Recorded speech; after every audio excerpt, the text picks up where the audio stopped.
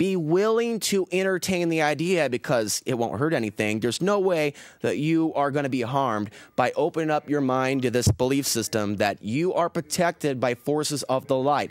There are powerful demons out there, but there are also powerful angels of the light. And so these are all things to think about. Hey, Bill, can you hear me?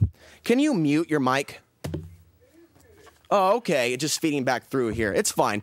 So we'll continue here. The mandatory service bill and the impending attack on Iran. This is by Kurt Nimmo.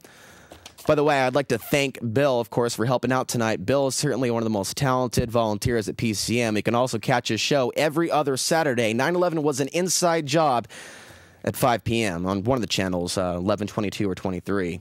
The mandatory service bill and the impending attack on Iran, Representative Charles Rangel may be in trouble because he is your standard corrupt district of criminals opportunist. But that has not killed his mandatory slavery bill. On July 15th, Rangel introduced H.R. 5741, the Universal National Service Act. And it was referred to the House Armed Services Subcommittee on Military Personnel on July 23rd. Even though the bill does not have co-sponsors, it is currently under debate. I have introduced legislation, according to Rangel, he says, to reinstate the draft and to make it permanent during time of war. It is H.R. 5741, and what this does is make everyone between the ages of 14, hopefully not, 18 and 42, the previous legislation used to be 18 to 26 or 18 to 28. It's not 18 to 42, whether they're men or women, whether they're straight or gay, to have the opportunity to defend this great country whenever the president truly believes that our national security is threatened, he said on the floor of the House.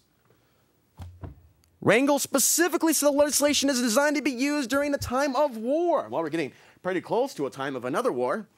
On the day before Rangel's slavery bill went to the House Armed Services Subcommittee on Military Personnel, Texas Representative Louis Bueller introduced House Resolution 1553. It has since been referred to the Committee on Foreign Affairs.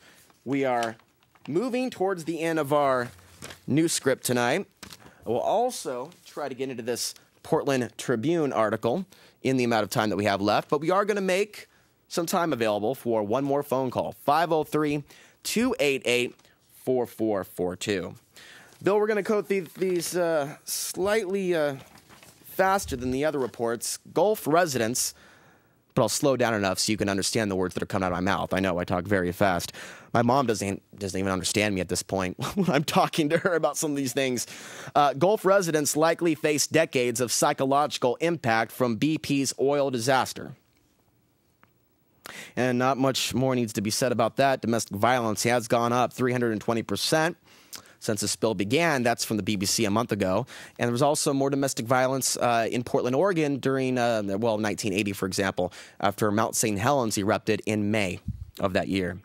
Pentagon demands WikiLeaks return all documents. The U.S. Defense Department demanded WikiLeaks return secret military reports from Afghanistan linked to the website and purge all copies from their records, including tens of thousands of reports already publicly posted. And in the next one, Chinese poor locked up at night. Gated villages in China have always been symbols of affluence, spaces where the rich protected themselves from criminals and other desirables. But now the poor in Beijing are being locked inside their neighborhoods at night between 11 p.m. and dawn.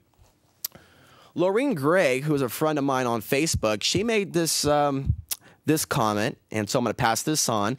She certainly hits it right on the head. I've been through this situation myself, having my car towed about a month ago because I couldn't keep up insurance and tags. There's a curfew on the poor in America, too. Don't believe me? Drive a crappy car around town after midnight and see how far you get before they run your plate. Those new cruisers, just automatic. The computer does it for them. Or just live in a poor neighborhood and wait for the police to drive by and run your plate, then knock on your door. You can figure out where the poor are by paying attention to where the police are. North Portland, where I currently live now, is occupied territory. All Americans are equal, but some Americans are more equal than others. Very well said, Lorraine. ICE holding cells on Portland waterfront? Question mark. We are now talking about some news affecting you right here at your doorstep. Immigration officials have revealed a plan to create holding cells in Portland's slowly up and coming South waterfront neighborhood. In the next report, yes, they've been asking this question for years.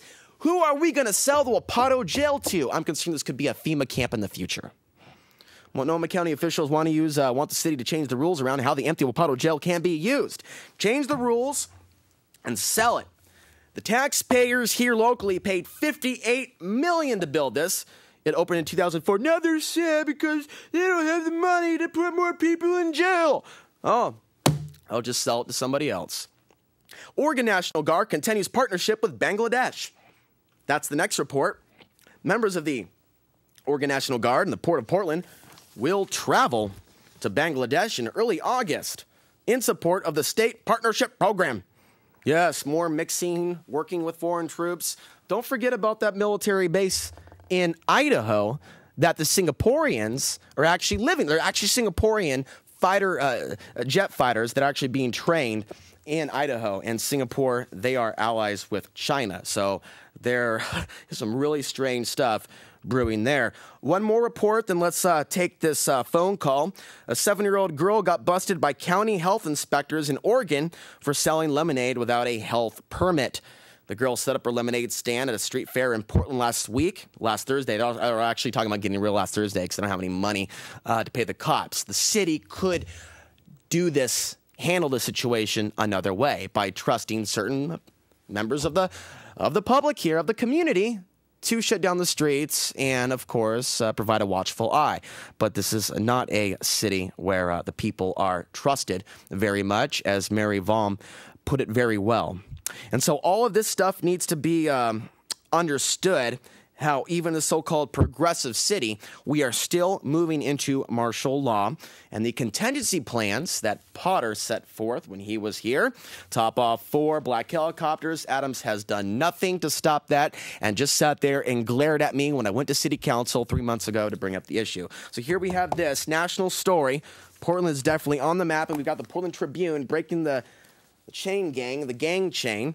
And, of course, there are some articles here not only about the growing gang problem here, but also this particular report as well, which I have mentioned several times on the show. Sex trafficking is our new enemy. But the bigger enemy than that is the apathy and the mentality of, as long as it doesn't happen to me, I don't have to worry about that. And so with that, let's go ahead and take the next phone call, last phone call. And we will be done in just a moment or two. Go ahead, caller. Yeah, am I on? Hello, you're on the air. Yes, okay. Yeah, I've met you before, Alex, a while back. I live in a seniors building, low income. And I'll tell you, a lot of these buildings That's unfortunate. We have about 15 seconds. I'm sorry, sir, but I want to take that phone call. Yeah, it's a little bit of an explanation. But at any rate, I'm sorry about that. I'm sorry I couldn't take your phone call, sir. Call back next week, and I'll make sure that we talk a little bit on air. Okay. Until next week, ladies and gentlemen, and thank you for joining me tonight. Pass the show on to others. The path to the ultimate truth still lies in one place. It lies within. Good night.